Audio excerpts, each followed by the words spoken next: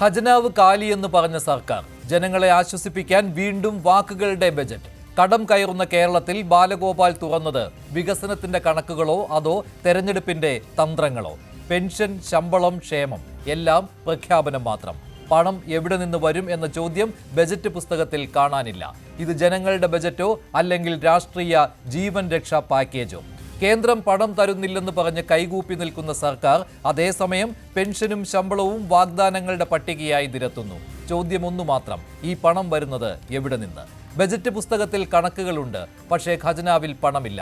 വാചാടോപമുണ്ട്, പക്ഷേ റോഡ് മാപ്പില്ല. ഇത് വികസനത്തിന്റെ ബ്ലൂ പ്രിന്റ് അല്ല, തെരഞ്ഞെടുപ്പ് മുന്നിൽ കണ്ടുള്ള വാചക രാഷ്ട്രീയം. 10ാം വർഷവും അധികാരത്തിലിരിക്കുന്ന സർക്കാർ ജനങ്ങളോട് വീണ്ടും ചോദിക്കുന്നത് വിശ്വസിക്കൂ എന്ന് മാത്രം. പക്ഷേ കേരളം ഇന്ന് ചോദിക്കുന്നു വിശ്വാസമല്ല, കണക്ക് വേണം. പ്രഖ്യാപനമല്ല, നടപ്പാക്കൽ വേണം.